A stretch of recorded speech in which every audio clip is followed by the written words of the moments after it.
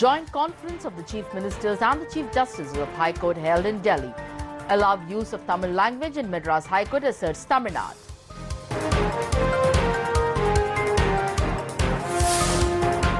Tamil Nadu urges Narendra Modi for the early release of arrested fishermen by Lankan Navy.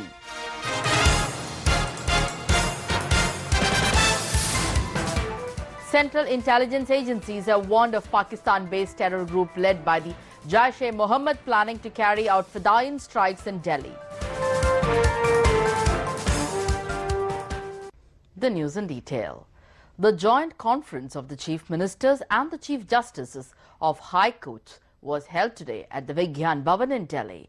The conference was inaugurated by Prime Minister Narendra Modi. Chief Minister O. Paneerselvam, who took part in the conference on behalf of Tamil Nadu, said, under the guidance of the visionary leader Puratchi Thalaivi Amma, who always thinks for the betterment and the needs of the people of Tamil Nadu, the state government has always been implementing people welfare-oriented programs in all spheres, including the judiciary. In the state budget for the year 2015-2016, a sum of 809.70 crore rupees has been provided for the judiciary, he said. And over the past 4 years, a sum of 375 crore rupees has been sanctioned for improving the infrastructure required by the judiciary, including construction of court buildings, residential quarters and provision of other infrastructure, O. Paneerselvam asserted. Recognizing the need for recruiting more judges in Tamil Nadu has recruited 178 civil judges in the year 2012-2013, he said. Further, under the e-Courts Mission Mode project, 799 courts have been provided with hardware items such as computers, servers, UPS, mono laser printers, dot matrix printers, scanners, etc. Tamil Nadu is undoubtedly today the leading state in attaining the goal of equality before law for women and has emerged as a state where women feel safe and secure. Under the leadership of our revered leader Puratchi Thalaivi Amma, Tamil Nadu had pioneered the setting up of all women police stations in India more than 20 years ago in 1992. Today, an all-women police station is functioning in every police subdivision in Tamil Nadu, O. Paneerselvam said. He also strongly reiterated a long-standing request voiced on behalf of the people of the state of Tamil Nadu by Puratchi Thalaivi Amma. However, the repeated request to authorize the use of Tamil in the High Court of Madras has not been responded to favorably. He said, Tamil Nadu government urges the Government of India and the Supreme Court to reconsider their stand in this matter and fulfill the long-standing aspiration and demand of the state to authorize the use of Tamil in the High Court of Madras. The Chief Minister hoped that the deliberations in this conference will be of immense help in ensuring justice, liberty and equality to all citizens. Taking exception to the latest arrest of 37 Tamil Nadu fishermen by Sri Lankan Navy, Chief Minister O. Paneerselvam today appealed to the centre to take it up to the highest diplomatic level and secure their immediate release as well as their boats. Chief Minister O. Paneerselvam, in his letter to Prime Minister Narendra Modi, said he wished to bring to Modi's notice yet another incident of apprehension of Indian fishermen from Tamil Nadu in which 37 fishermen in 5 mechanized fishing boats who set sail from Nagapattinam fishing base of Nagapattinam district have been apprehended by the Sri Lankan Navy on 3rd of April 2015. The boats and fishermen have been taken to Kangesanture in Sri Lanka and the fishermen have been remanded to judicial custody. It was unfortunate that this incident has taken place immediately after the third round of fishermen-level talks which were recently held at Chennai on 24th March 2015.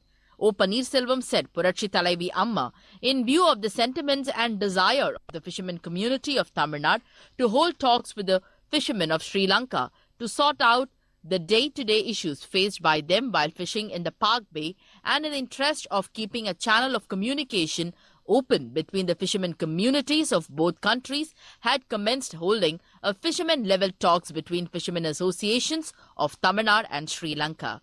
The third round of fishermen-level talks between the fishermen of both the countries, which was held on 24th March 2015, went on smoothly and in a conducive atmosphere. The fishermen on both sides were confident that the talks would give a positive momentum towards finding a permanent solution to their fishing issues.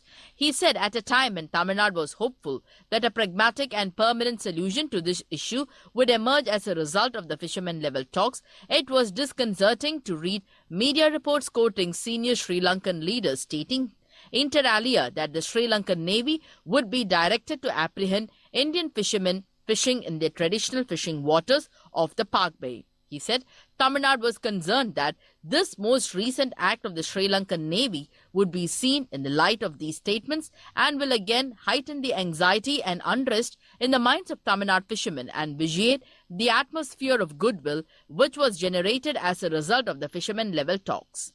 A firm, clear, unequivocal and unambiguous message should be sent out by the Government of India to the Sri Lankan side to ensure that these trends are reversed and the livelihood of the poor and innocent fishermen from Tamil Nadu who were engaged in the traditional occupation and fish in their traditional waters are protected, O. Paneerselvam asserted.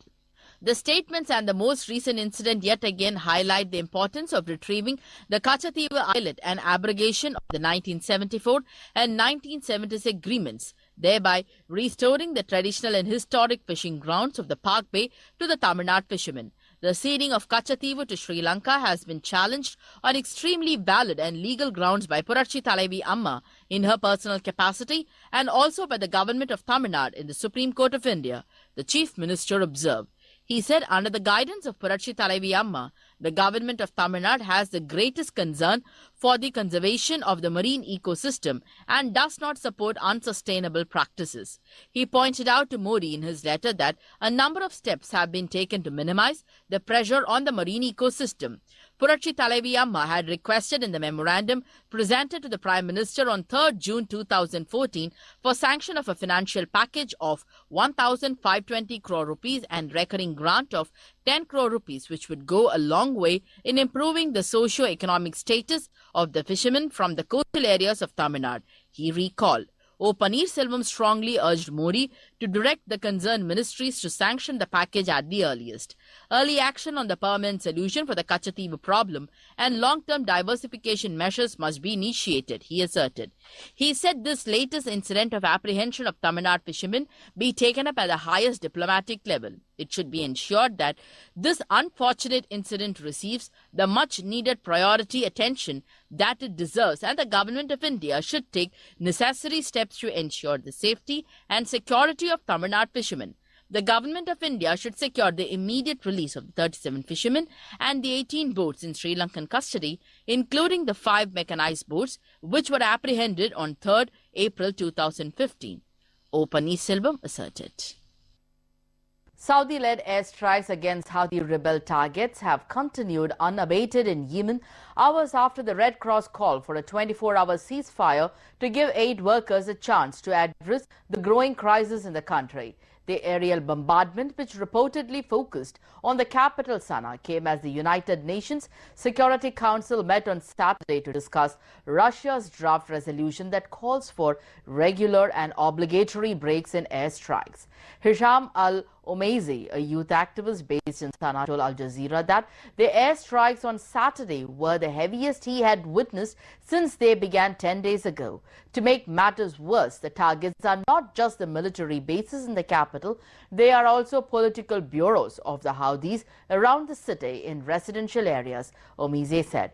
Fighting between rebels and forces loyal to President Abd Rabbu Mansour Hadi for control of the southern city of Aden also continued on Saturday. The International Committee of the Red Cross said on Saturday that there was an urgent need for fighting to halt in the worst affected areas, including Sana'a and Aden. Indian and Chinese troops recently had 2 face-offs along the line of actual control in Ladakh, in the same area where People's Liberation Army had pitched camps in April 2013, leading to a 3-week-long stalemate. According to officials in the know of developments, the Chinese troops came to Burts and Depsang areas in north of Ladakh first on March 20 and then on March 28. apparently as part of attempts to reach Old Petrol Point, the last established base of Indian security forces. The PLA troops made attempt to push the Indian troops back, but these were thwarted, they said. Vigilant Indian troops displayed the banners in Chinese asking the PLA to return to their side. The officials said ever since this incident, the Indian troops have been carrying out regular patrols to higher points along the line of actual control to keep check on movement of the PLA. India and China share over 4,000 kilometers of LAC. China has been eyeing this area as it gives advantage to India to overlook the Karakoram highway linking territory illegally occupied by China with Pakistan-occupied Kashmir. Security agencies have alerted the Delhi police about possibility of terror outfit Jaish-e-Mohammed carrying out a Fedayeen attack in the city similar to the one carried out at an army camp in Samba in Jammu and Kashmir. Based on intelligence inputs, the Central Security Agency said in an advisory that investigation into the recent Samba Fedayeen attack has brought into light Pakistan-based Jaish-e-Mohammed's plan to carry out terror attack in Delhi. Asking the Delhi police to remain on alert, the advisory said senior police officers, particularly DCPs, should take all necessary preventive and precautionary measures in their area of jurisdiction in order to avoid any untoward incident. Official sources said 2 Fedayeen militants attacked an army camp on Jammu-Pathankot highway in Samba on March 21st. However, the attack was foiled by security personnel who killing both the terrorists. On March 20, 2 Fedayeen militants of the same group had stormed a police station in Jammu's Kathua district, killing 3 security personnel and 2 civilians and injuring 11 others, including a DSP. 2 militants were also killed in the gunfire.